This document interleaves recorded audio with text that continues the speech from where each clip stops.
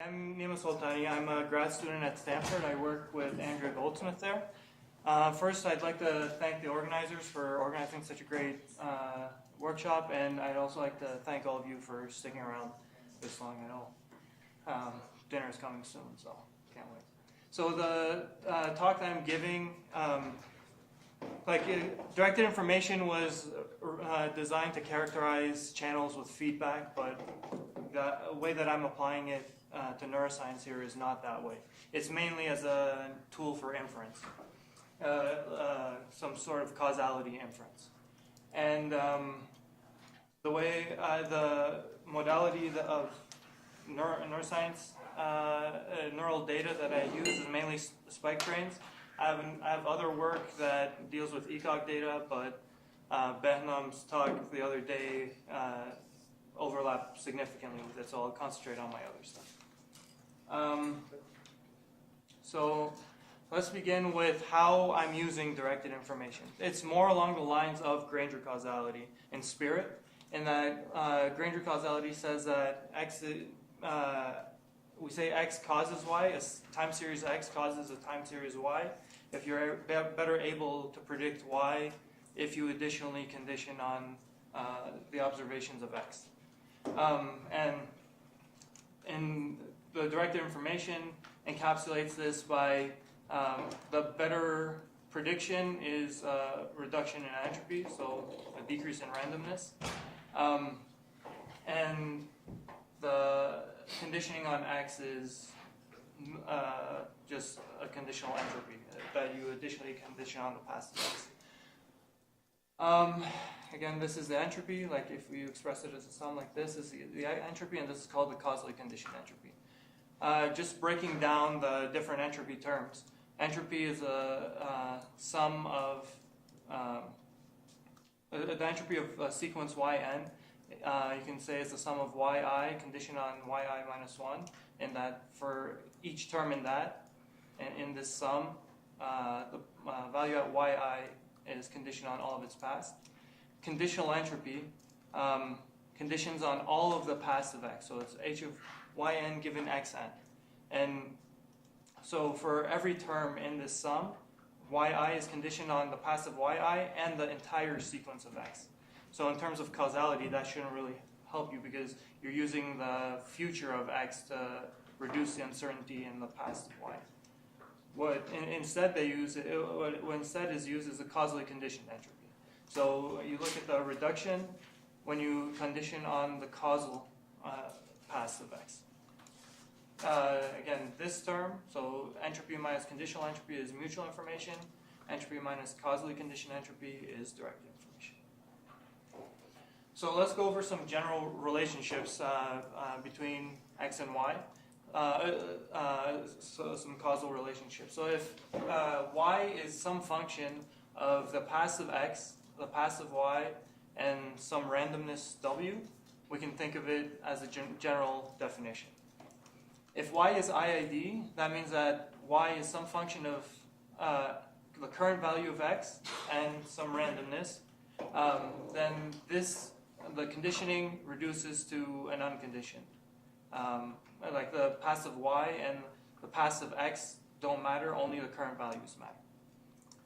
If instead y has a memory k, in that it depends on the past, yi depends on the past k samples of x, the past k samples of y, and some randomness, then basically you condition up until some memory k, and everything else is irrelevant.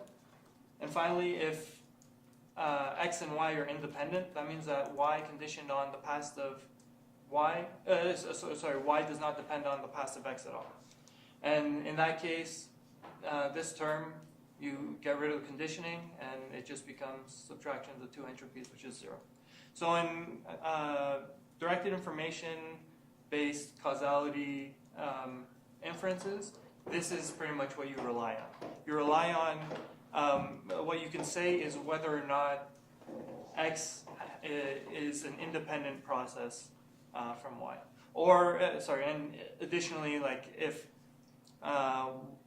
x, or say x is a function of y in the sense that x depends on the past of y, so the inverse of the relationship. In that case, it would be 0 as well. So how we would use it for neural connectivity inference is you assume that there's some neuron, some brain tissue. You should assume you have some electrodes, say a Utah array or any kinds of arrays. You stick it on the brain, and then what you're trying to do is get some recordings, and out of that, get some sort of circuit. Like use the recordings that you have of the spike trains to be able to infer the connectivity. Is that a cartoon or is that an actual electrode?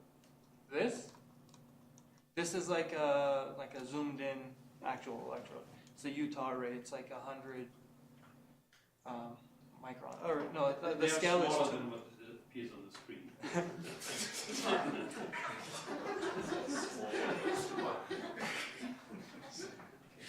What I was questioning whether it's a local, I mean, brain tissue is really dense, but it's a local measurement as opposed to different. It's still pretty sparse. Like, I think even between these, like, there isn't just one neuron between these two.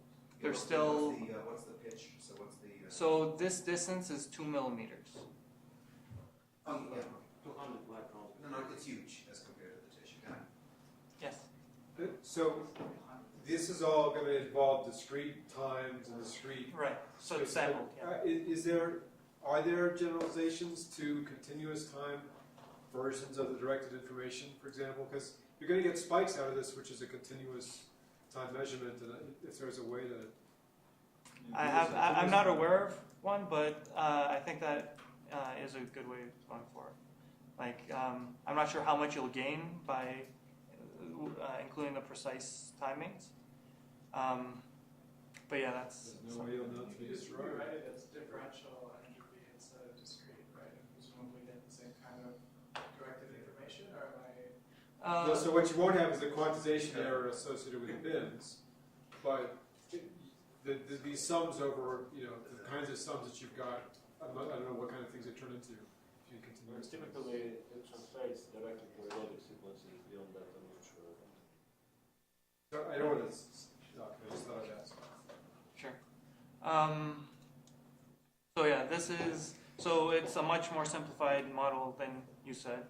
Instead of having the exact times, you basically take the time trace and then you chop it up into bins, and then you have a binary sequence of zeros and ones. So what we investigate is neurons that communicate by spiking. Like those ones you can actually represent by zeros and ones. There's ones that have like an analog kind of communication. We're not looking at those. And the first paper that I ran into that actually got me into this was by Quinn and colleagues in Todd Coleman's lab in 2011. And they showed that the directed information between two connected neurons, if you knew that they were connected, then it would be positive.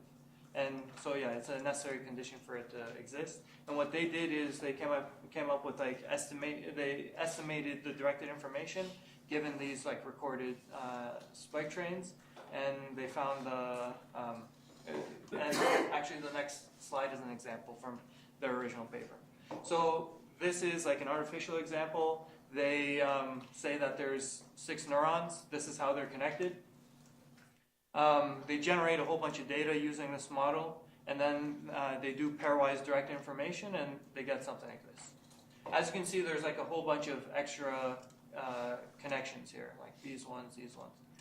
And basically, if you read the paper, there's a lot of like reasoning you can do, and additionally conditioning on a third random variable. So, for example, for these ones, if you look at for these, if you only look at the spike trains of C and E, you might infer there's some causality, but that's only through their parent A. So if you find the directed information, so the reduction in entropy, if you additionally condition on the passive A, then any correlation between them disappears. So after all that refinement, they were able to get it to this stage, and there's still some small residual influences there, but like the value of the directed information is like less than the error bars or something like that, and it's very small. So, as a lot of you might guess, like false positives are a big issue, a big problem with these scenarios. So, for example, one is like a broadcast scenario, like I went over there in the past slide, where there's a neuron NZ feeding X and Y, and you might falsely infer a connection from X to Y. Likewise, there's like a relay kind of scenario where there's a neuron NZ in the middle, and you might falsely infer X is connected to Y that way, Y directly if you don't observe Z. So false positives, as I showed in the previous example, they can be reduced by observing all neurons. So if you had this topology and you knew and you recorded from NZ, then you could reduce these false positives. But what if we can't record from them? What if, like, there's 10,000 other neurons that are driving X or Y? What if we don't recognize a common parent? So this is a topic that I wrote about in my 2013 ISIT paper. And basically what we try to do is we still look at pairwise directed informations, but we also try to leverage other information that the investigator might have about the situation. In particular, we look at delay. So for an action potential to be generated, some time has to pass. So a spike is generated here, it has to propagate, and it takes some time for it to propagate along the axon. And for the effect of this neuron to affect the spiking of the next neuron, like it actually has to travel within the dendrites in the next neuron as well. So there's some finite time that a spike from neuron X has to undergo, or like there's some minimum propagation delay between X and Y in communication terms. And as a result, if we look at that, the way that we had it before, so the entropy of yi conditioned on the passive yn and xn is not really reasonable, because there's some finite amount of time that x has to take before it can influence y. So that's one way of looking at it. And then if we look at the chemical synapses, they also, when a spike arrives at the post-synaptic cell,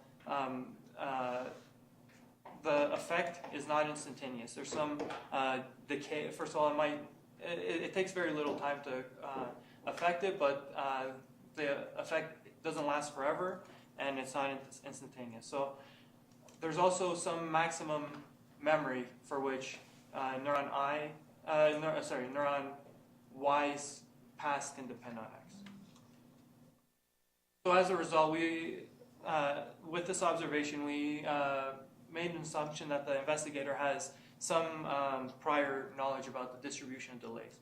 So, for example, if I give the experimenter the distance between the two electrodes, they can say like it's within this many. It's within. It takes like between 5 and 10 samples, say, to arrive. And the argument is, if a direct connection exists, only this range of the passive X can physiologically affect Y. That is, we can explain the observation given this physiology. So instead of looking at all the passive Y, all the passive X, we look at some finite window. And yeah. So now looking at the data, say we measure the directed information. We measure the causally conditioned entropy like this. But instead, we condition on less and less of the past of X. So what does that mean? So imagine J equals 0 here. So this is a function that's, we call it the delay profile and indexed by J. So imagine J is 0. What does that mean? It's just the causally conditioned entropy that we talked about before. And if J is infinite, then we're effectively not conditioning on anything, so it's the entropy rate from before. So basically, we would expect that, first of all, because you're conditioning on on going this way, you're conditioning on more and more stuff, entropy decreases, the conditional causally conditioned entropy decreases, and this difference is actually the directed information. What we can notice from this is actually the bulk of the directed information occurs in some region. Occurs, like in this cartoon example, occurs like this. So effectively, we can find a delay range. So say we care about when, like, we want to enumerate the bulk of the direct information. So for an epsilon, defining this as delta, we find the first index for which it's epsilon delta away from the causally conditioned entropy, and likewise an epsilon delta away from the entropy rate. And then we have an A term and a B term here, and we call this interval the measured delay range. So basically, using the physiology, we were able to get some window that we can explain. Using the measurements, we were able to get the window that results in the bulk of the information transfer. And basically, if the intersection of these two is the measured data, then we can explain what we've observed. Otherwise, we can't, and we reject it as a false positive. So when you have some scenario like this, the finer your predictions are, the more accurate your predictions are, the more you'll be, the stronger this method is, the better you'll be able to reject the false positives. But as a result, you'll be more prone to false negatives as well. You might be cutting away actual connections as well. So, for more details on this, you can talk to me after the talk or refer to my ISIT paper from a couple years ago. And now I'm going to talk about a different scenario in which, so in the previous one, we leveraged the delay information that we might have about the process. And this is going towards being able to use the topology information or priors that you might have about the topology. So this is, say this is a neuron N0. It's fed by M other neurons, each one with its own spike train. And say, and somehow N0 aggregates all those inputs to generate its own spike train. For neural connectivity inference, okay, I guess, so there's arrows still going from all these, but they're gray. You can't really observe the connection. And you also have other data that that isn't connected to N0, but you can't tell them apart. So for this problem, we looked at, given a particular model for how neuron N0 aggregates all this information and generates spikes, how can we calculate the directed information? And basically, we used a leaky integrating fire neuron, and we presented this at ISIT like this year, and I'm working on the journal version right now. So the assumptions we make for the leaky integrating fire neuron, like some of them are standard, some of them are slightly not, or some of them are just so you're able to calculate it better, calculate it more easily. So the main simplifying assumption is that the inputs are IID. So you have inputs, you assume that each one fires IID, each one, so the total synaptic input is some weighted sum of the input spike trains. And the membrane potential, V0, it evolves basically as so V0I is some weight less than 1 times the previous value plus the new inputs. And if, but that's conditioning on if it wasn't above threshold in the previous step. If it was above threshold, we assume that it resets. This is taking away, like adding refractory states and adding multiple kinds of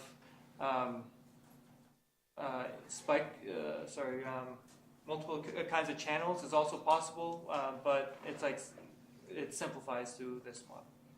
And spikes are generated by just thresholding Just an indicator function of whether the current value is greater than threshold. So looking at it as a circuit or as a digital circuit, basically, pardon me? It is simplistic, yeah. It's okay if there's no leakage, but there's leakage, you know. Leakage in what sense? In the sense that as that perisynaptic potential builds up, it also leaks off the ground. Right, so we do consider It's that. a You leaky. see that happening there.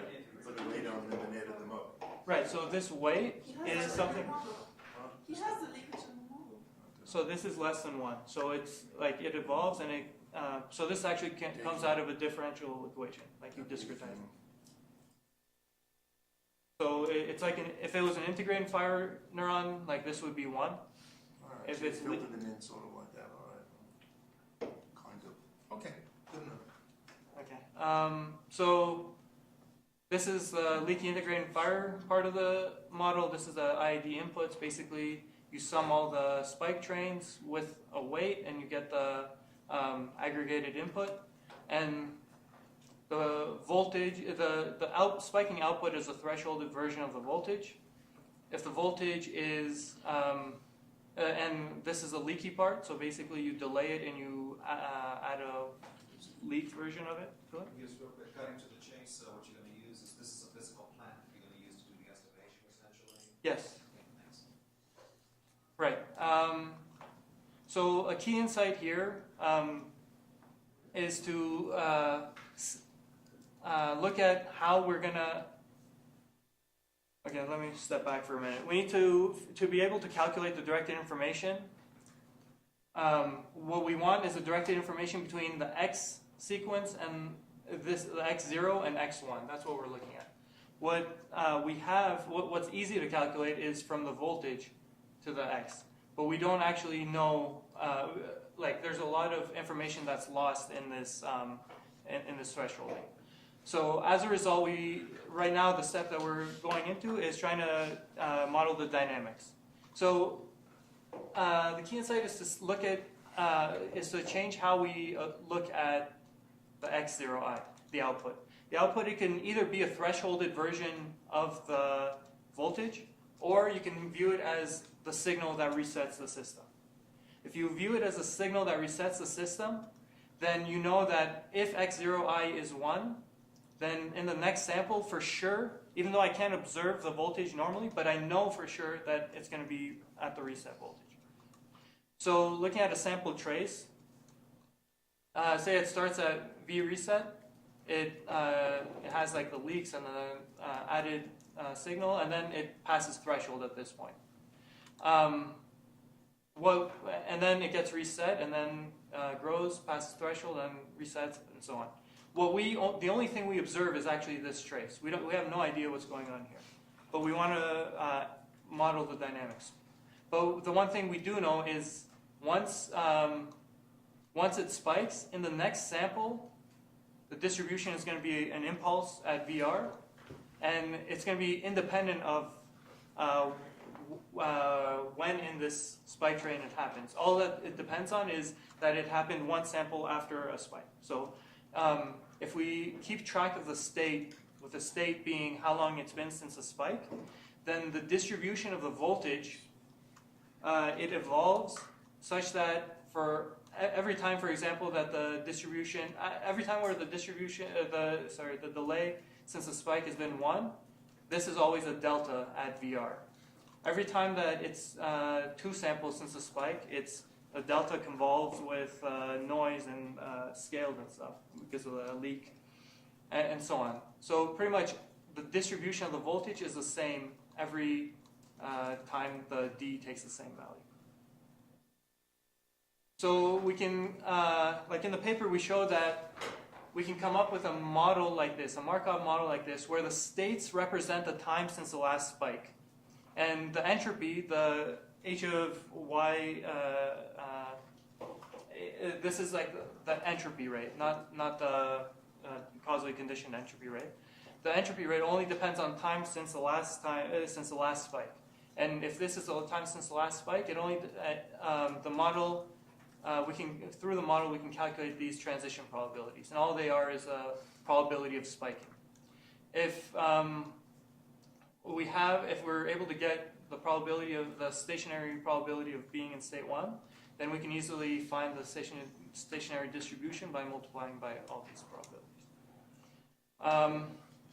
An interesting thing that pops out of the Markov model is that the transition probabilities converge after some point, and that is a byproduct of the fact that we have the underlying system is a first-order Markov model.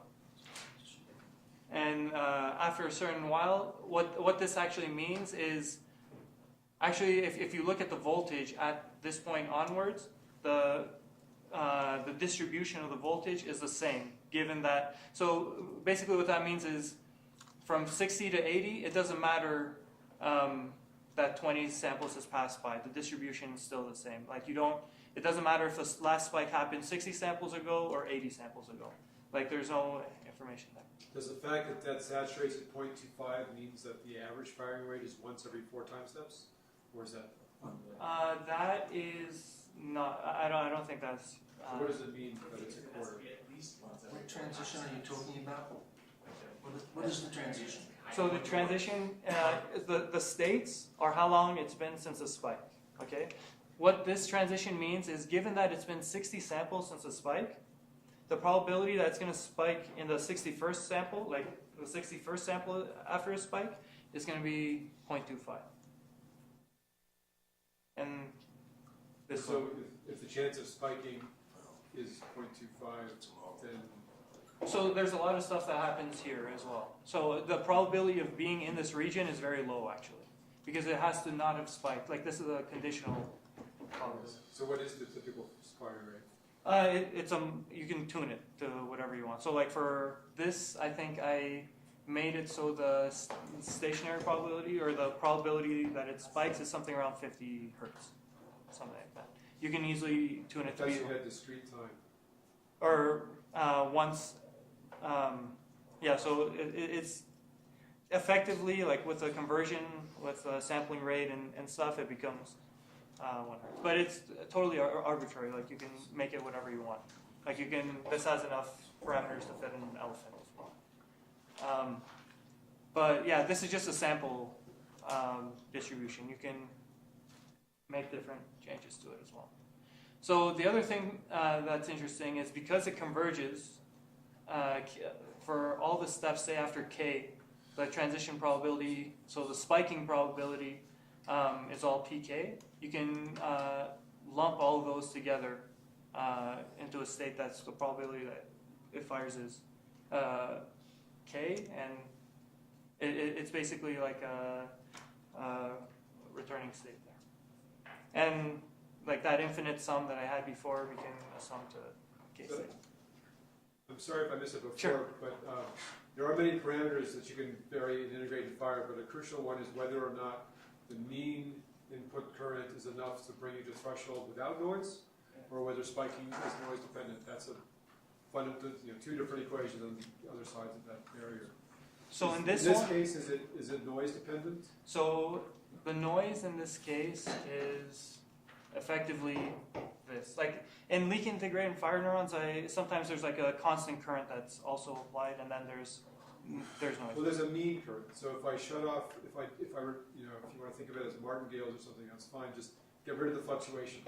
Now, does it spike, or is no? This wouldn't spike. This would steadily. If you so the mean, like if this was zero mean, then no. Keep the mean, but get rid of the fluctuations. Replace. So the current. Okay, so there's nothing. The current's a random variable. Right. It has a mean. Right. Which is not zero. Otherwise, it wouldn't probably be spiking. Right. But is it large enough that if you just replaced it with that mean, then it would spike eventually or not? Is it subthreshold or is it superthreshold? This is subthreshold. There's no bias. There's no bias, no drift, nothing that'll bring you towards threshold. Unless in your noise inputs they weren't zero mean and they had like a drift term in there. Any other questions? Okay, so going forward. Now for the